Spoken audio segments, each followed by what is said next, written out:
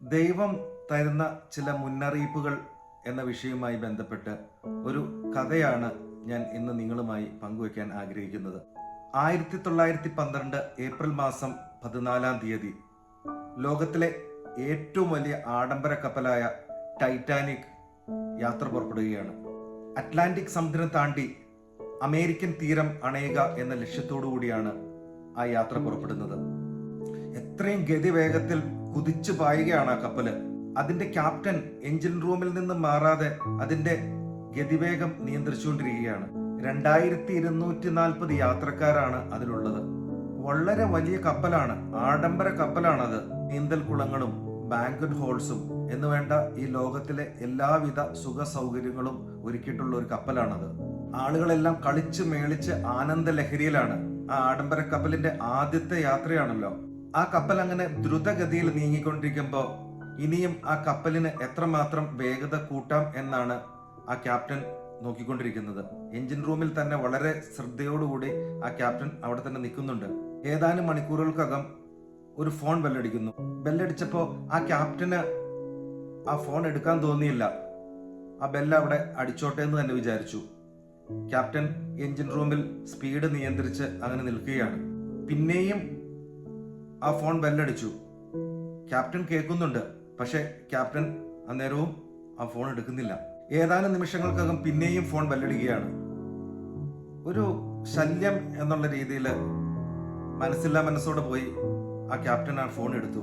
Phone എടുത്തപ്പോൾ ആ message ഇങ്ങനെയായിരുന്നു: ടേക്ക് ഡീവിയേഷൻ, ഐസ്ബർഗ് അഹെഡ്. ഒരു വലിയ മഞ്ഞുപർവ്വതം മുൻപിലുണ്ട്, എത്രയും പെട്ടെന്ന് ഗതി മാറ്റിക്കൊള്ളുക. പക്ഷെ വലിയ സ്പീഡിൽ പോയിക്കൊണ്ടിരിക്കുന്ന ആ കപ്പലിന്റെ ഗതി മാറ്റുവാൻ അദ്ദേഹത്തിന് സാധിച്ചില്ല എന്ന് മാത്രമല്ല, ഒന്ന് സ്പീഡ് കുറയ്ക്കുവാൻ പോലും അദ്ദേഹത്തിന് സാധിച്ചില്ല. സെക്കൻഡുകൾക്കുള്ളിൽ ആ കപ്പൽ ചെന്ന് മഞ്ഞ് പർവ്വതത്തിലിടിച്ചു.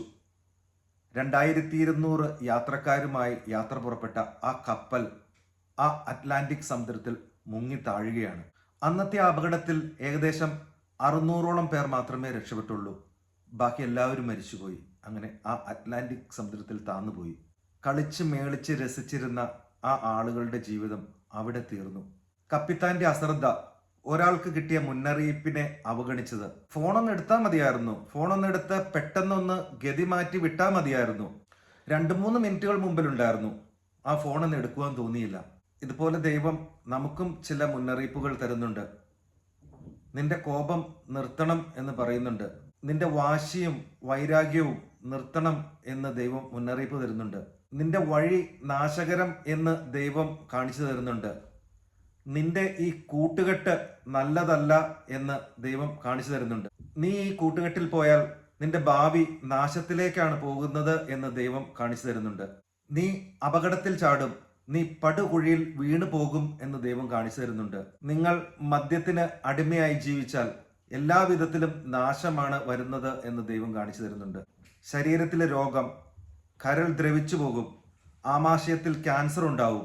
ഇതെല്ലാം ദൈവത്തിന്റെ പരിശുദ്ധാത്മാവ് നിങ്ങൾക്ക് കാണിച്ചു തരുന്നുണ്ട്. നിങ്ങൾക്ക് ഈ മുന്നറിയിപ്പുകൾ നൽകുന്നുണ്ട്.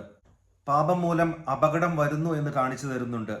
പാപം മൂലം ദോഷം സംഭവിക്കും എന്ന് കാണിച്ചു തരുന്നുണ്ട്. നിന്റെ വഴി നാശകരം എന്ന് കാണിച്ചു തരുന്നുണ്ട്. ഇതെല്ലാം മുന്നറിയിപ്പുകളാണ്. ഈ വേഴ്ചയും ഈ ബന്ധവും തുടർന്നു പോയാൽ നിന്റെ കുടുംബ ബന്ധം ശിഥിലമാകും എന്ന് കാണിച്ചു തരുന്നുണ്ട്. ഈ പ്രേമക്കുരുക്കിൽ നീ തുടർന്നാൽ, ഈ മ്ലേച്ഛ ചിത്രങ്ങൾ നിങ്ങൾ കണ്ടാൽ നിങ്ങളുടെ ഭാവി അവതാളത്തിലാകും, നിങ്ങളുടെ പഠിത്തം ഉഴപ്പിപ്പോകും എന്ന് കാണിച്ചു തരുന്നുണ്ട്. നിന്റെ ജീവിതം നിരാശയിലേക്ക് കൂപ്പുകുത്തും എന്ന് ദൈവം കാണിച്ചു തരുന്നുണ്ട്. ദൈവം ചില വ്യക്തമായ നിർദ്ദേശങ്ങൾ തരികയാണ്. മനുഷ്യൻ അതിവേഗം ഗതി മാറ്റിക്കൊള്ളാനാണ് പറയുന്നത്. ടേക്ക് ഡീവിയേഷൻ, വേഗം വഴി മാറ്റിക്കൊള്ളുക. ഈ വഴിയിലൂടെ നീ ഇപ്പോൾ പോയാൽ അത് അപകടത്തിലേക്കാണ് പോകുന്നത്.